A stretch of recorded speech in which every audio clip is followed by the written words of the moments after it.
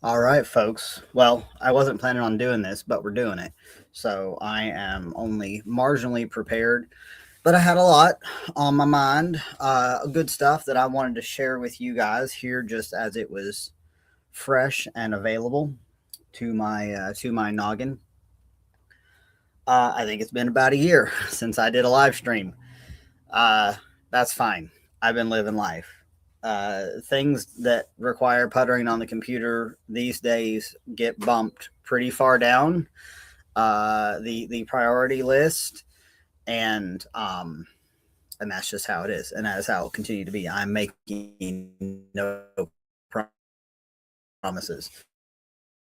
Uh, I I consider myself a full time farmer at this point, and so I can only stretch myself so far in so many directions. And I do like to occasionally sleep and eat and train a little bit of jujitsu in and all of that. So, uh, but we did something pretty significant today, pretty remarkable that I am, um, one, very glad is complete because it has been a driving force for us for the last many weeks. But I'm also very, very happy with how it all went down. And so, if you've been following any of my other, content on Facebook and so forth these last several weeks, you will see that I have been pushing relatively hard about a humane harvest class. Now, I'm not going to try to use too much speaking in code because I have no idea if my account is large enough for Facebook to care, or YouTube rather, to care about terminology, or if the AI just catches everything. But this is going to be in reference to the dispatch and harvest of some sheep, and so I'm going to try to avoid certain buzzwords, as goofy as that may be. So let's see. So about 6 or 8 weeks ago, kind of an associate and lady that I've been acquainted with, Stacy Hooford, she reached out to me and she said, "Hey, would you like to hold a humane harvest class? In this case, with the biblical principles applied." She said, "Would you like to hold that class on your farm when you are ready to process some sheep?" Because she teaches this class. And of course, my immediate answer was yes, absolutely. So previously, when we've harvested sheep, we have harvested them as just as a family with some friends out here who have been very instrumental in helping us do it. Uh, but admittedly, some of the times we've been doing this, it has been a stressful matter. So the approach that Stacy was going to bring forth does not involve any things that go bang. If you catch my drift, I feel silly speaking this way, but I really would like to keep this video up and not have anything pulled down or strikes or any silliness like that. So, when you use the thing that goes bang, uh, the you can wind up with a less than ideal. The most basic forms of dispatch involves, if y'all know what I mean, with a knife. So, and that was one of the things that I was actually the thing that I really wanted to learn from Stacy. I wanted to learn exactly how to do that, and I wanted to learn how to handle the animal, to keep the animal calm beforehand, because that's what was incredibly important to me. In addition to safety and all those other factors, and the noise and having to be careful of which way a weapon is pointed and all that kind of stuff. Um, I wanted to keep the animal calm and make the process as quick and smooth and painless as possible. And we were able to achieve that today. And I'll get into that a little bit more in a minute. So, so when she brought this to me, and we went over her fees and everything that she needed in order to teach it. And I quickly determined that across the various networks, we'd be able to sell enough tickets to where I could at least break even on that. And so we went for it. Um, So in this case, today we had about, time to look at my notes, about 15 people here, about 15 students and helpers. And, we just did this on the farm. This was not something where we went to any kind of facility. Stacy brought gear. We have a lot of gear here. So tables and, outdoor hot water heater and water hoses and a really nifty, I guess it was like a gimbal. So this was a big, not a tripod, but it had four legs, kind of looked like an old swing set, and then a hoist, a hand crank cable hoist that comes down that holds the animal up by their legs, and it was just an incredible. As if I'm not mistaken, they pretty much built and designed this specific product, and so or at least maybe came up with an idea and modified it or something. I might have missed a detail on there, but this thing was amazing. And so this tool, I know my friend Marcy got some pictures of it, some video of it. So I'll get those shared on my Facebook and try to get those shared onto some other platforms. Anyhow, so an incredibly useful tool that's much better than trying to do it. Certainly better than on the ground or even on a table, because two of these that we dispatched today are pretty large animals, pretty, 2 years old, very much adult sheep, not lambs. So when Stacy got up here this morning, I guess I'll back up for just a minute because I actually have some funny stories to tell about getting ready for things this morning. So the last several weeks we have dedicated to designing building a catch and corral system. I need to actually get a separate video of how we put this together and how we intended it to work, and how it's actually ended up working, which the end result not what we expected, but it still works. So one of the snags that we've had in our operation since the get-go is that we've never really had good rigid infrastructure when it comes to catching the animals. Now, sheep are flocking animals. They like to stay together. They feel safe when they stay together. And so that's actually a benefit, and that actually helps us manage them. So we had been previously trying to catch the animals by distraction. So I would bring down some sweet feed scattered around everywhere, and then get behind the animal and capture them by the rear legs. And then we would do what needed to be done from there, whether it was dispatching or whether it was treatment or hoof trim or putting an ear tag in or anything like that. And that's just not ideal, because once you catch one animal that way, the rest of them are kind of expecting it. And so every animal thereafter is very difficult to handle. So we got into, we found the work of Temple Grandin, and I made a Facebook about this a few weeks ago because this was so instrumental in how we built this corral system. And I got to give my wife 99.9% credit for the actual design of it. Like, she was sitting down for a good long while on graph paper figuring out exactly how this was going to all come together. And so it is made up primarily of hog panels, which are 16 feet long, about 40 inches tall, and they're very heavy duty. The sheep cannot get through them, and so they're attached to T-posts. We also have some regular welded wire 6-foot tall fencing, and we have two 12-foot gates that we already had here on the farm, which was nice. Two 4-foot gates that were already here, so like the tubular gates. And I ended up having to buy a third one on Facebook Marketplace for $50, which is great because those are like $175 new. And a few other odds and ends. We ended up playing around with a variety of ways of attaching stuff because I didn't want to put in a whole lot of permanent attachments because I had a feeling we might adjust things later. And so I've got a lot of like these really, really heavy duty twist ties that I got from Harbor Freight, some strapping and some things that are strong, but we can also undo and reorient things if we need to. And so the concept is that you have your larger your catch pin. So this is just the pin that everybody goes in. Everybody gets in there, and we give them time to chill out a little bit.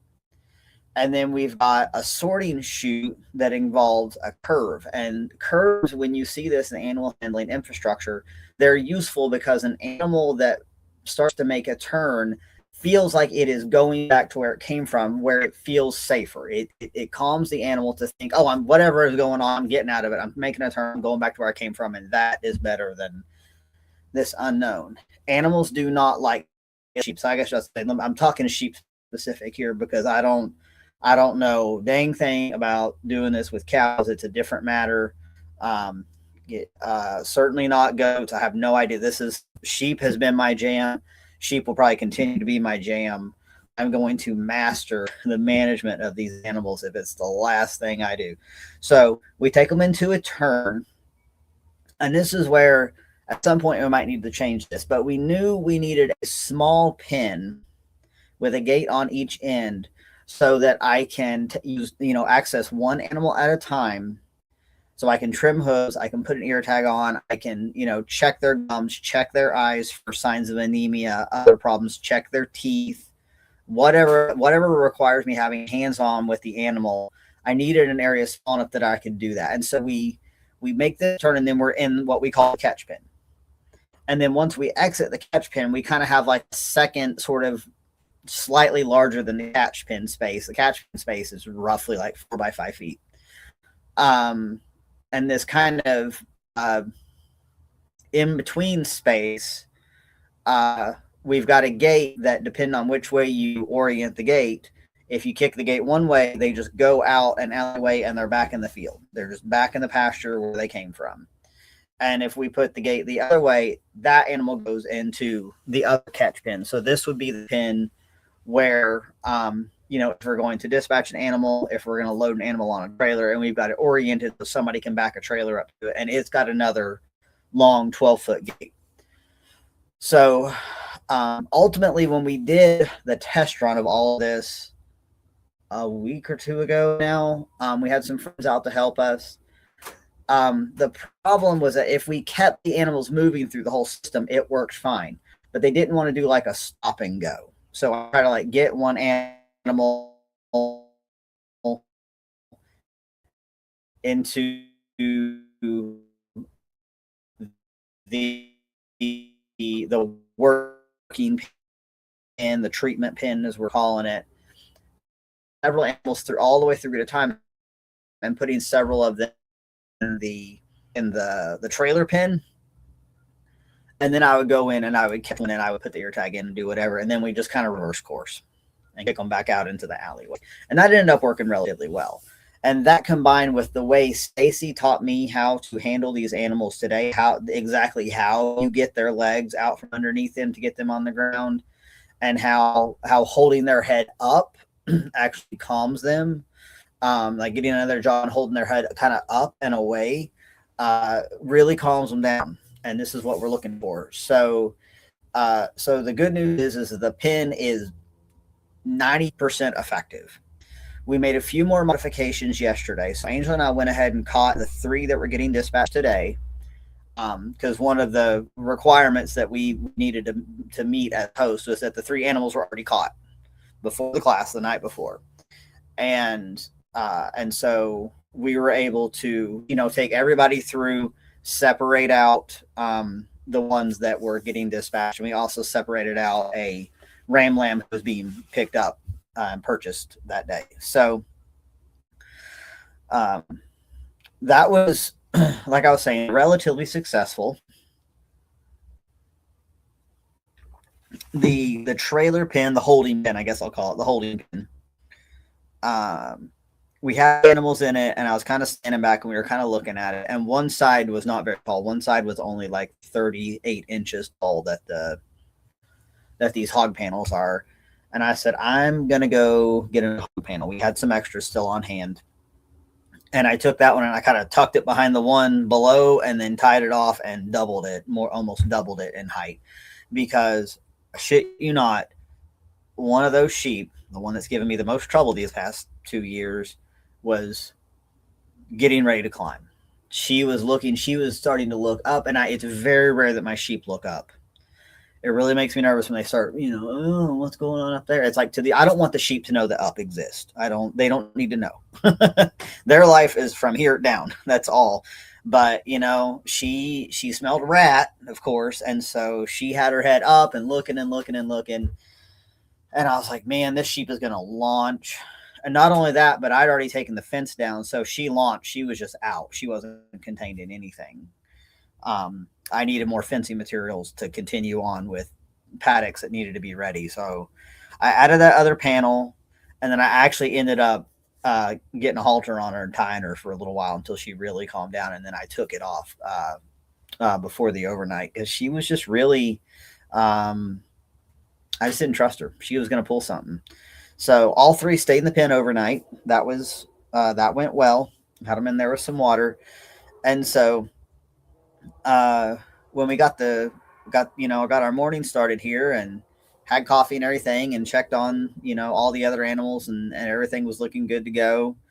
And I needed to the rest of the flock had been separated from this point. So on one side over on across the driveway, we've got the three that are in the catch pen, and then on the other side of the driveway was the rest of the flock, who needed to move because they were in an area where they didn't need to be in there any longer in terms of grazing conditions. And I had their paddock ready, but I needed to build their transfer chute and move them down the hill a short distance. Got the chute built, kind of trying to bust a hump because people are going to be here fairly soon, and we've got a little bit of setup left to do. But friends are up here helping Angel, and they're pretty squared away. So I was building this chute, and got the feed bucket and shook the feed bucket, and everybody came down except for one ewe. I could see her further up the hill, and I was like, "Why isn't this ewe coming down? What's her deal?" Because they're always really good about grouping up. So I looked closer, and she didn't come down because she just had a lamb. We really thought we had been done lambing. The last lamb came over a month ago. The second to last lamb now. So number 10, pink tag number 10, had a very healthy little ewe lamb who, of course, on May 1st got named Mayday. And just by the fact that she was she was born last one to come in on a day like today, it's like you get to stay on the farm. We've already decided that you're going to live here. You're not going to get sold. So Mayday, the ewe lamb, is here, and she is looking good. And so I had to go to the mama, swipe the lamb, put Mayday under my arm, and start walking down the hill. And she followed me down. It took a little bit of kind of getting her oriented, but she followed me down the hill and got them grouped up with the rest. So a little bit of a minor snafu getting everybody all pulled together, but got them squared away. By then, a lot of my students are starting to get here, and Stacy's here and everything. So then we're off to the races, getting set up and all. So just to kind of give an overview of the class, because I am fairly tired, and I've got a few other things I want to cover before I log out of here. But Stacy's incredible. So if you want to look her up, Stacy Carr Hoofard, Hoofard. She has a background in the veterinary sciences. She's also worked in EMS like me as a paramedic. She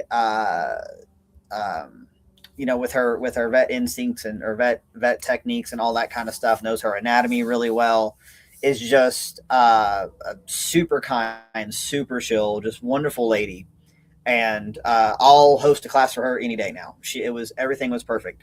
Her husband, Joshua, was a great guy. He, helped with a ton of setup, keeping the knives sharpened, just helping with all the processing, just a solid dude. And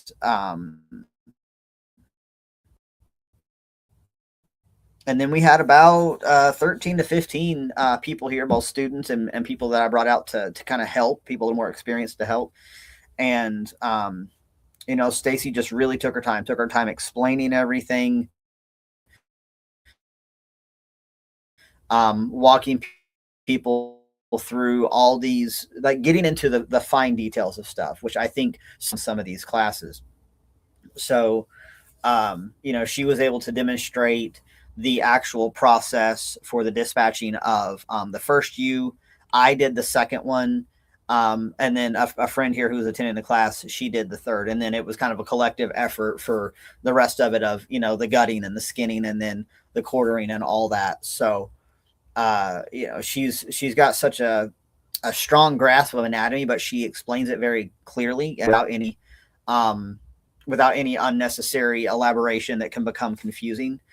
And so at this point, I feel 100 times more comfortable doing this. Let's just say, even if it was just like Angel and I, if we had to dispatch one and it was just the two of us for whatever reason, I feel so much more equipped with everything that she taught us today.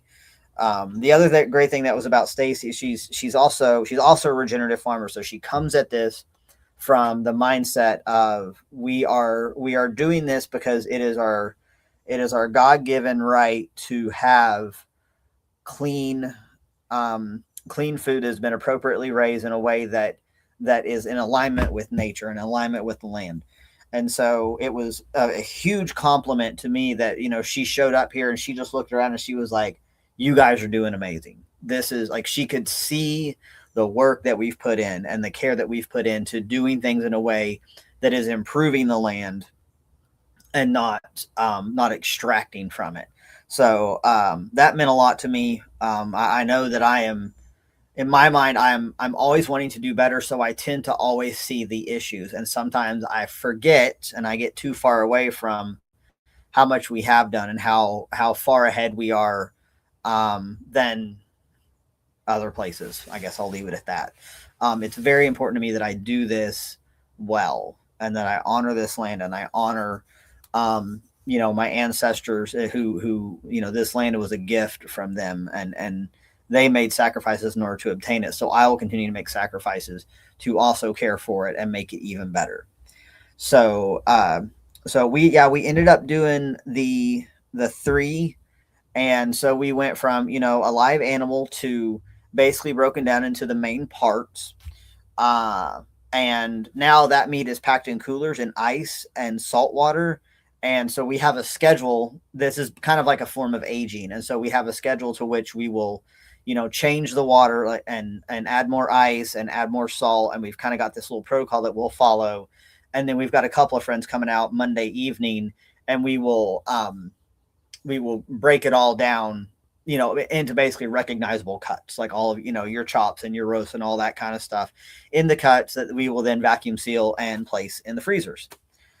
So we harvested 25 to 30 pounds from the two larger ewes and about 18 from the third one, who was smaller. I don't know if I mentioned it, but the reason we harvested ewes is because all three of them did not mother their lambs. They did not bond with the lambs despite every effort I could make to encourage the bonding. There was no obvious reason why they didn't or couldn't bond. It wasn't like they were separated or anything like that. There wasn't, an event that scattered everybody. So sometimes you just have poor mothering. And when that happens, it is not appropriate to encourage more of those genetics. So in other words, you become food in that case. So that's the reasoning for that. I am strongly considering maybe doing a fall class, maybe doing this again. We had such a good turnout. Everybody seemed to really, people really got in and participated. People got in there, when they're skinning and breaking them down, get in there with the knives and following directions and all this sort of thing. Stacy put a very heavy emphasis on safety, on, keeping a clean space, making sure if we're moving from an unclean space to a clean space for the next step in the process, that all that's done appropriately and, is backed up by, the, the instructions in the Bible about how to harvest an animal cleanly. And so, I was fine with that. I do not call myself a Christian, although I did grow up in the church, so this is not unfamiliar to me, but I could not see any reason why there would be anything wrong with following those directions. They're probably there for a reason. So she taught this very, very well. She brought some handouts, so we had some good color printouts of the anatomy and how the arteries work and all that sort of thing. And so I got a little bit of video. We've got video of her handling the animal before there was any actual dispatching, so I should be able to upload that because she was explaining some things about positioning the animal to keep them calm. Um, and then I took some photos throughout, but I didn't get photos of a lot of blood loss or anything like that because I'm trying not to push my luck with whatever silly censorship is going on all that. Um, so yeah, so that was the Humane Harvest class. So I really appreciate all the people who came out and helped. It is not an easy thing to stand there and watch something pass away right in front of you, especially to directly participate in it. But I do feel very strongly that when at all possible, if you can be closer to the process of the dispatching and the processing of the meat you consume, I think that is a more aligned way to live when it's possible. Not all of us can pull this off, but it's important to me that I can because then, some of the meat that we harvested today will go to a farm store that is part of a private ministry that people can join, and then they have access to shop from from the store as part of a membership. So, yes, what we did today feeds people other than me and my immediate family. I think that's something worthy, and I'm not on a mission to try to replace big agriculture or these massive conglomerations or whatever. But I sure am going to work as hard as I can to grow as much meat and nutrition in its various forms on my land as I possibly can. Speaking of, I've got stuff to plant tomorrow in the garden. I think I'll finally have a little bit of time. Just catch you guys up on a few other things around the farm. I know it's been a while since I did a live stream, but it's been a year. Everything's been all right. The family as well. I still have not gotten very good at making more rabbits. I mostly am keeping them for their composting, manure producing abilities right now. We will try again. I thought I had one that was going to kindle, and then she just didn't, despite making a fur nest and everything. So who knows on that? Chickens are doing great. The compost system that I've got them kind of coordinated with is working really well. Food forest has absolutely exploded. It looks amazing. Kitchen garden is amazing. The pastures are looking better all the time. We rolled out a lot of hay this year. I probably bought twice as much hay as I would need to if I didn't roll it out, but the way the pastures are coming out is absolutely worth it. It's one of the biggest impactful things that we've done is to roll out our hay in the wintertime. It just seeds the soil so well and just builds up so much biomass. Let's see. I do have some stuff coming up. So if you go to events and classes at strongrootsresources.com, everything that I am teaching is listed there. If you go to, it should be at the top, it says something about purchase tickets, and that'll take you to a page where you can hit the drop down box, pick the date for the class that you want, and just go ahead and pay me. And I'll get an email, and then I know you're coming, and I send you the how to find us and all that good stuff and further instructions. We've got a farm tour coming up on it's this next weekend, 5/9. So May 9th. I don't know. I think that's a Saturday. We've got a farm tour coming up that day. We've already got a few people signed up for that. The next Foraging on the Farm class is 5/17. I believe that's a Sunday. And I've got ewe lambs ready to sell. So if you were looking for ewe lambs in the East Tennessee area, I've got at least 9 that are weaned. I might have one more. I need to do another count. I can catch them now. But this is the kind of thing that requires some coordination in advance. I can't just necessarily pull it together the day before. I kind of need to know. I have an idea of like when I'll be back in this close again to where I can move them over to the sorting area. So email me at strongrootsresources@gmail.com if you're interested in ewe lambs. These are incredibly hardy animals, very good mothers. They gain weight well. They do good on a variety of pasture and weeds and so forth. They're parasite resistant. They are trained to the polywire fence. They're just awesome animals. Um, I have some mentoring available.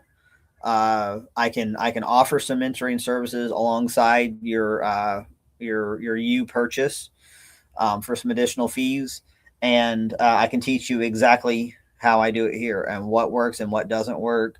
We also have grazing classes. All that's on the website. All that's ready to rock and roll right there. Um, I think that's the bulk of what I want to get into tonight, guys, because I'm pretty beat, to be honest. But it's been a really good day. Big thank you to Stacy and her husband Joshua and everybody who came out and spent time with us. Means a lot to me. Um, and hey, when I got something to make a video about next, I'll hop on here and you guys will see it. So I think that's what I got for you tonight. I'll talk to you guys next time.